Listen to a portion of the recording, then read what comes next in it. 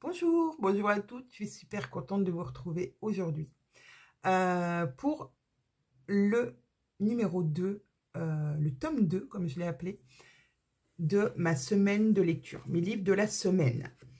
Alors d'abord, je vais me présenter, je m'appelle Anaïs, des Cousettes de Clochette, vous me retrouvez ici sur ma chaîne mais aussi sur Instagram. Et vous trouverez sur ma chaîne des vidéos couture mais aussi des vidéos lecture. Voilà, donc le lundi, c'est vidéo lecture, le vendredi, c'est vidéo couture. Vendredi, je ne suis pas sûre de ne pouvoir vous faire une vidéo couture puisque cette semaine va être très chargée pour la préparation de l'envoi des box, mais je ne perds pas espoir que je puisse coudre au moins un projet. Alors, on va commencer par ma première lecture qui s'est déroulée de dimanche à jeudi. Voilà, donc dimanche soir, lundi soir, mardi soir, mercredi soir. Soir. En 5 soirées, je l'ai lu. Il n'est pas très grand, il n'est pas très gros, pardon. Il fait moins de 400 pages, 373 pages. C'est le numéro 3 des meurtriers d'Oxford de H.Y. Anna et il s'appelle Flagrant délice. Alors, j'ai déjà lu les 2 premiers tomes que j'avais adorés. Et ben celui-ci est vraiment dans le même voilà, dans le même genre cosy, voilà, parce que Jenna, notre héroïne, a un salon de thé dans une petite ville à côté d'Oxford. Donc elle a un petit salon de thé et donc commérage, voilà, elle a des petites mamies qui adorent commérer et qui adorent mettre leur nez un peu partout, qui font partie de ce livre, et sa copine aussi qui travaille avec elle, et puis tout ce qui va autour, le crime bien sûr, un peu de romance puisque notre héroïne Jenna est partagée entre deux hommes, enfin 2 hommes lui font un peu la cour. Nous avons l'inspecteur qui est aussi son ex-petite amie à qui elle a refusé de l'épouser 8 ans auparavant, qui est revenu dans la ville et qui est maintenant inspecteur de police, et un gentleman médecin que sa mère veut absolument qu'elle épouse parce que c'est le genre d'homme qu'elle voudrait pour sa fille, voilà, bien sous tout rapport, alors que l'inspecteur, la maman de Jenna, ne veut pas du tout en entendre parler. Mais voilà, donc on a un peu d'histoire de cœur, un peu du cosy et du douillet et du gourmand avec le salon de thé de Jenna, qui dans cet épisode va avoir une nouvelle chef pâtissier, va avoir un nouveau chef pâtissier, puisque jusqu'à maintenant c'était sa maman qui avait repris, qui avait un petit peu repris, parce que dans les épisodes précédents il s'était passé des choses. Mais je ne vais pas tout vous dire si vous n'avez pas lu les premiers. Donc aujourd'hui, dans ce 3e volet, c'est Seth, le meilleur ami de Jenna et aussi de sa colocataire, enfin son ami et collègue, qui va être accusé de meurtre. Et vraiment, oui, il n'y a pas de doute pour la police, ça peut être que lui, puisque voilà, ça peut être que lui. Donc, je vous lis la 4e, c'est un coup de fil sinistre au milieu de la nuit plonge la propriétaire du salon de thé, Jenna Rose, au cœur d'un nouveau mystère. Cette fois, son ami Seth est considéré comme le principal suspect d'un crime. Un meurtre macabre, commis dans le cloître d'un ancien collège d'Oxford, révèle des rivalités amères au sein de l'université. Mais Jenna découvre des indices inattendus dans son petit village des Cotswolds. Pendant ce temps, sa vie amoureuse ne lui laisse pas de répit. Elle peine à choisir entre l'éminent médecin Lincoln Green et le séduisant inspecteur Devlin O'Connor. Tandis que son salon de thé anglais pittoresque prend l'eau alors qu'elle se démène pour trouver un nouveau chef pâtissier. Avec sa mère exaspérante et sa petite chatte tigrée espiègle, Muesli, qui la rend complètement folle, sans oublier les vieilles chouettes qui ne la lâchent pas d'une semelle, Jenna doit résoudre son affaire, la plus difficile à ce jour si elle veut empêcher son ami de passer sa vie derrière les barreaux. Voilà, tout est dit. Tout est dit. J'ai encore adoré celui-là. Pourquoi? Parce que c'est assez rythmé, on avance dans l'enquête, il y a beaucoup de dialogues et ça je trouve que ça dynamise pas mal la lecture. On n'a pas vraiment de pause où il y a un ou deux chapitres où effectivement on va avoir un petit chapitre avec justement avec Muesli, son chat qui fait quelque chose un peu, voilà, son chat il est assez mystérieux et assez, il a un petit côté humain. Il ressent les choses et il peut être espiègle et faire en sorte que Jenna prenne les bonnes décisions ou l'aide d'une façon qu'on ne s'attend pas à résoudre ses enquêtes ou du moins à lui donner un indice ou voilà, ça l'aide dans son enquête. Et il est encore très bien ficelé. Alors, c'est pas un dénouement de dingue, mais je crois pas que j'ai découvert le meurtrier avant la fin du livre. Non. En fait, je me laisse porter par l'histoire parce que l'histoire est bien. On retrouve cette ambiance d'Oxford, la description des différents collèges de l'université, l'architecture, l'histoire. On a aussi l'histoire un peu des Cotswolds, des traditions, des choses comme ça. Et c'est très sympa. Et puis, bah voilà, il y a des scènes très marrantes. Avec ces petites mamies là qui en font quoi leur tête aussi. Voilà, j'ai encore adoré, vraiment j'ai encore adoré ce livre et ben si vous aimez les Cozy Mystery, cette série est vraiment chouette. Ouais, elle est vraiment chouette cette série parce que on s'ennuie pas, on se dit pas oh là là c'est longuet. Oui, c'est un Cozy Mystery donc c'est pas aussi haletant que certains policiers. Mais l'histoire se tient et nous tient tout au long pour qu'on ait envie d'aller à la suite et de continuer à lire. Et j'ai hâte déjà de retrouver Jenna Rose dans le volume 4. Voilà, je ne l'ai pas encore, mais je vais très probablement me le procurer avant le mois prochain. Voilà, je vais essayer d'en caser un par mois pour essayer de finir cette série. Bon, je pense que d'ici la fin de l'année, si je continue comme ça, je vais pouvoir enchaîner et finir cette série et les autres que j'ai en cours. Mais je suis toujours à la recherche et je crois être tombée, enfin, je suis tombée sur 2 ou 3 séries de Cozy Mystery françaises qui m'ont l'air plutôt bien. D'autres séries aussi Cozy Mystery qui ne sont pas françaises mais qui ont l'air aussi terriblement bien. Après, je ne veux pas que lire que des Cozy Mystery. Mais, et puis pas m'engager dans des séries qui ont déjà beaucoup de volumes, bah, comme celui-ci et comme celui des enquêtes d'Anna Swanson, qui est déjà une série qui date déjà depuis un certain moment et qui donc a beaucoup de volumes à rattraper, beaucoup de livres à rattraper. Mais voilà, il y a des nouvelles séries qui arrivent, j'ai envie d'essayer d'aller voir, ou des séries où il n'y a que 2 ou 3 tomes, un peu comme j'ai perdu le nom de l'autre série, bref. Voilà, qui est que 2 ou 3 tomes, ça va, mais pas plus, parce qu'après, bah voilà, je sais que je vais vouloir tout rattraper, et je ne veux pas non plus lire que ça. Donc, j'essaye de caler, en général, en une semaine, un Cozy Mystery et un autre livre, un peu plus petit, dans mon week-end. Et j'ai choisi...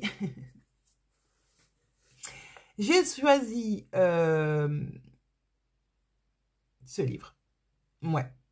Les vacances d'un serial killer de Nadine, mon fils, que j'ai trouvé dans ma recyclerie qui est pas très loin de chez moi.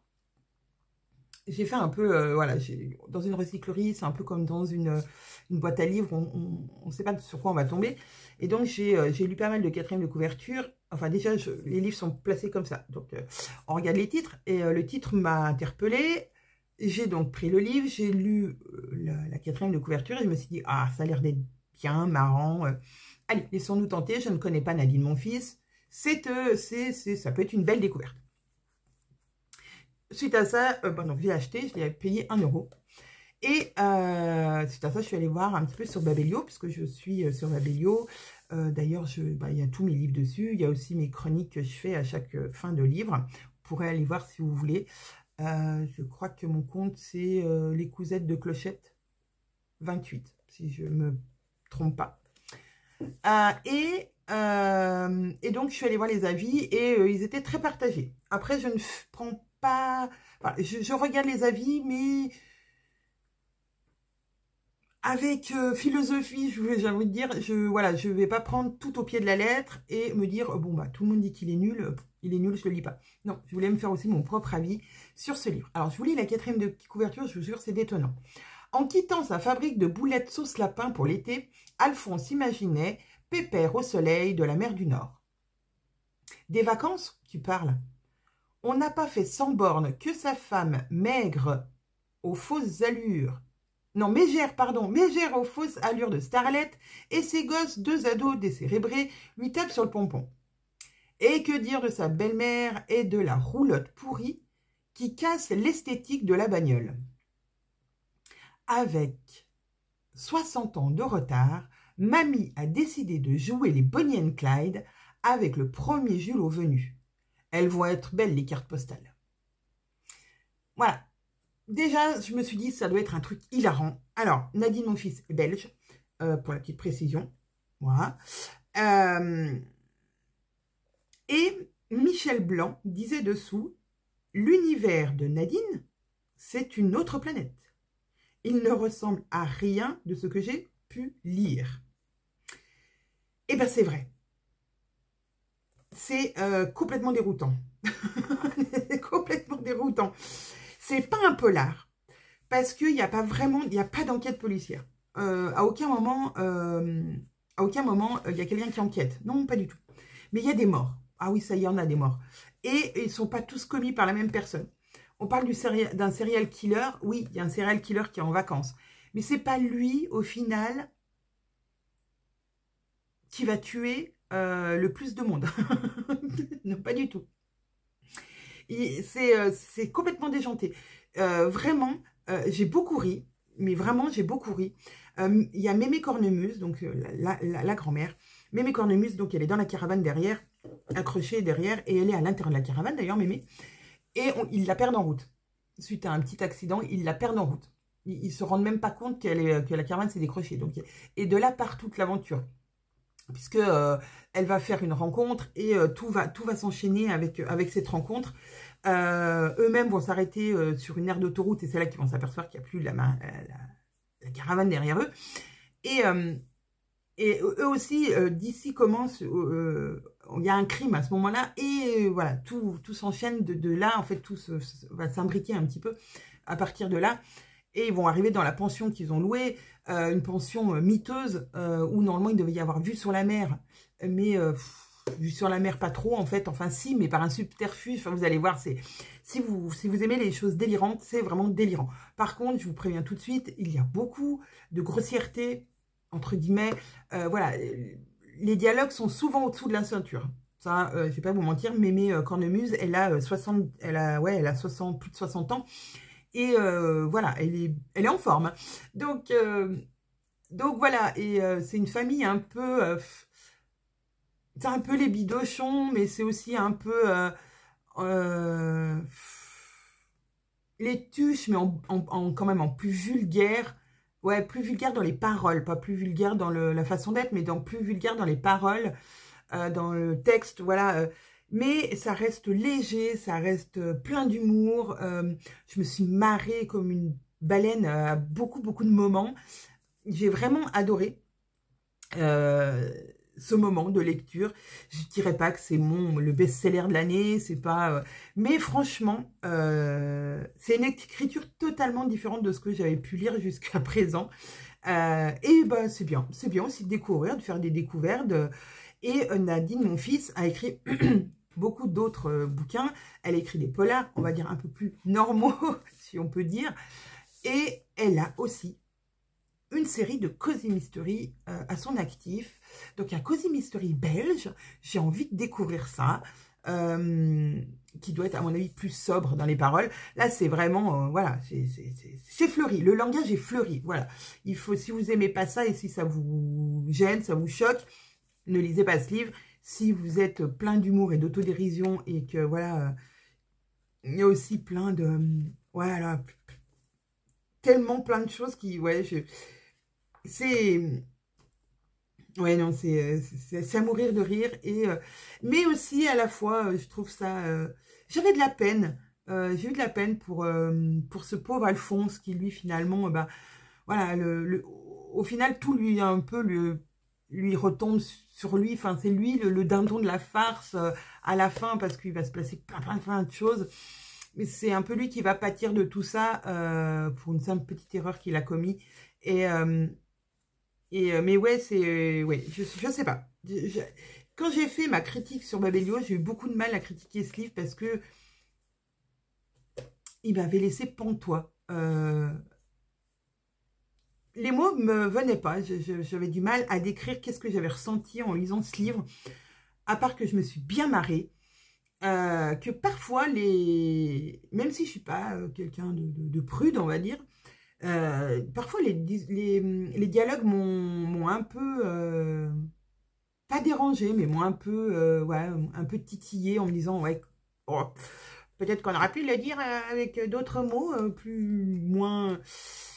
moins crus, mais les personnages qui sont comme ça, et ma foi, franchement, ouais, belle découverte, et ça m'a permis surtout de découvrir Nadine, mon fils, qui n'a pas fait, voilà, c'est pas son seul bouquin, et les autres sont pas du même acabit. Voilà, elle l'a dédié à Annie Cordy. Alors, Annie Cordy, voilà, j'adore. Enfin, elle est totalement déjantée et j'adore ça. Ouais, enfin, Annie Cordy, c'est... je trouve que, voilà, c'est c'est Annie Cordy, quoi. Et du coup, Mémé Cornemuse, dans le livre, chante souvent des chansons d'Annie Cordy. Et donc, bah, si vous les connaissez, forcément, quand vous lisez les premières paroles, et bah, ça y est, vous avez la chanson d'Annie Cordy qui vous arrive dans la tête et qui vous reste pendant un sacré moment. Elle a même, voilà, au début, on a plein de petites dédicaces, enfin, plein de petits mots de différentes gens qui ont pu critiquer ce livre, et dont Annie Cordy, qui dit que Nadine a des idées invraisemblables. Et elle dit, comme je lui dis toujours, tu es très atteinte, toi. Je l'aime beaucoup. Mais elle me fait toujours rire. Ouais, voilà, c'est ça. C'est que, voilà, ce livre est complètement barré, quoi. Complètement barré. Alors, je pense que, voilà, mes 2 livres que j'ai lus cette semaine, enfin la semaine dernière plutôt. Cette semaine commence pour moi le Read Christie 2024, et j'ai commencé à lire hier soir, donc dimanche soir, mon tout premier Agatha Christie, tout premier de ma vie, qui s'appelle Les 4, parce que j'ai suivi le début de la liste de Magdalena de Triple L de Mag, de la chaîne Triple L de Mag. Voilà, parce que je voulais au départ être un petit peu, pas accompagnée, mais me dire, bah, c'est cool pour la première fois que je vais lire de l'Agatha Christie, être avec des gens qui apprécient Agatha Christie, avoir aussi leur retour de qu'est-ce qu'ils ont pensé de ce livre, est-ce que moi je pense la même chose, voilà, d'avoir une lecture commune, la première lecture commune de ma vie aussi. Je crois que j'ai jamais fait de lecture commune ou de cousette commune ou des choses comme ça, c'est assez rare. J'ai rarement fait ça, même en couture. Et donc là, je trouvais ça sympa. Donc voilà, le roman s'appelle Les 4, et j'ai commencé hier soir, et j'avoue que je pensais déjà être un petit peu déroutée parce que ce livre a été écrit en 1920, et je me disais, oh là là, le phrasé va peut-être déranger mon cerveau de dyslexique. Eh ben non. Les 2 premières pages ont été un petit peu compliquées sur les mots, voilà, le temps que mon cerveau passe en mode 1920. Et ensuite, eh ben, j'ai enchaîné les pages, et franchement, j'adore. Donc, c'est une enquête avec Hercule Poirot, que je ne connaissais que de nom. Je crois que je n'ai même pas regardé d'Hercule Poirot à la télé. Non, je crois pas. Et ben ouais, ben j'aime bien. Franchement, j'aime bien.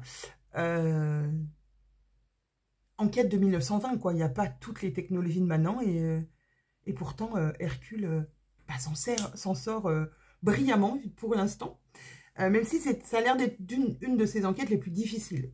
Voilà, je n'ai pas lu les autres. Je regrette de ne pas avoir lu enfin, on va dire peut-être les premières enquêtes d'Hercule Poirot et d'en arriver jusqu'à là. Je pense que je rattraperai mon retard petit à petit. Peut-être que je lirai plus d'Agatha Christie qu'autre chose dans cette année. Parce que j'ai accroché. Vraiment, j'ai accroché. Voilà, donc ça sera ma lecture de la semaine prochaine en priorité. Et sûrement un autre Cozy Mystery. Voilà, ce sera mes 2 lectures de la semaine. Je pense que c'est déjà pas mal parce que semaine très chargée niveau boulot et niveau perso aussi. Donc voilà, sur ce, j'espère que vous avez passé un agréable moment. Comme je le dis, je ne suis pas critique littéraire, je vous dis simplement ce que j'ai ressenti et ce que j'aime dans ces livres. Et moi, en fait, ce que j'aime surtout, c'est de m'évader. Que je parte en vacances au bord de la mer du Nord ou en Angleterre, à Oxford, dans les superbes décors et dans l'université d'Oxford, et ben voilà, je voyage dans mes livres, je voyage depuis mon canapé, et ben c'est le truc franchement qui me fait le plus de bien depuis un sacré bout de temps.